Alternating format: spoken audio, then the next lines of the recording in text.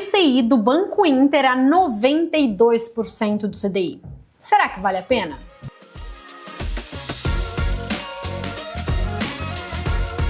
No meio de toda essa confusão de onde investir em produtos de bancos para não ir parar na fila do FGC, temos aqui uma opção de LCI do Banco Inter a 92% do CDI.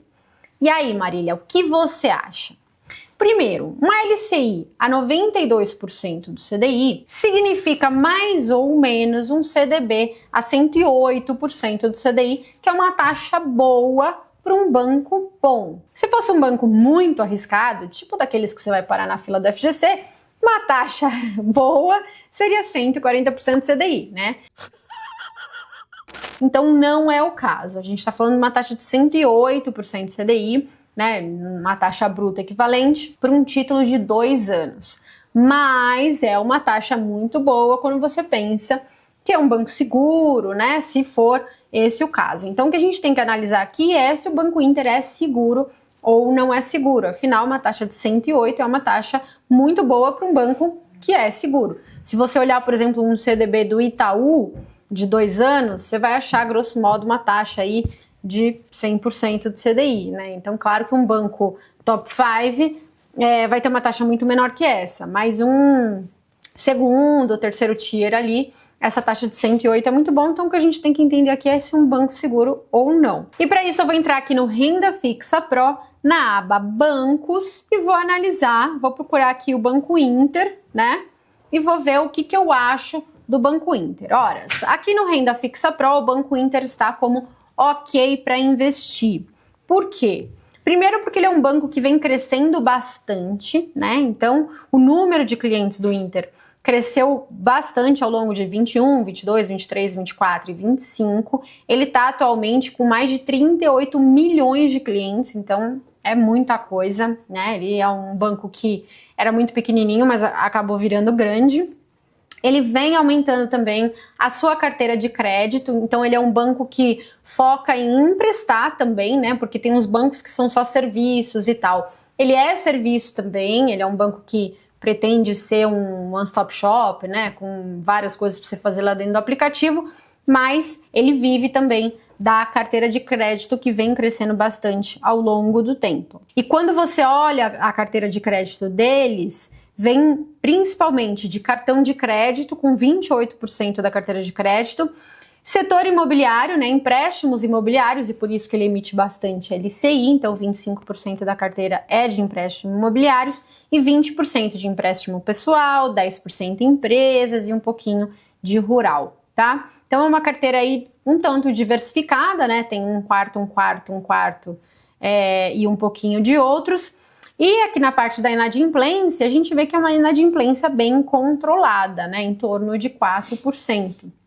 Quando você empresta aqui para cartão de crédito, geralmente você tem uma inadimplência mais alta, né? Cartão de crédito é uma linha com maior inadimplência, mas como ele colocou outras coisas também, como empréstimo imobiliário, que por outro lado tem baixíssima inadimplência e tudo mais, e para as empresas, então ele consegue ter uma inadimplência bem controlada. Aqui a gente não vê nenhum sinal de crescimento gritante, que a gente tem aí que colocar um alerta vermelho, então segue com uma expansão de carteira que mantém a qualidade dos créditos. Porque quando uma empresa cresce muito, às vezes ela começa crescendo em crédito bom, mas quando ela se expande para um crédito muito ruim, porque não tem mais crédito bom. Não é o caso do Inter, ele teve uma expansão grande da carteira de crédito, mas com inadimplência controlada. E com a expansão da carteira de crédito também veio uma expansão de receita, né? Então a gente viu aqui também um crescimento bem forte nas receitas em linha com o crescimento da carteira de crédito. E além disso, a gente está vendo agora uma expansão muito grande do lucro líquido. Por que só agora, Marília? Porque ele passou tanto tempo no lucro zero? Porque ele estava investindo o lucro dele para conseguir crescer.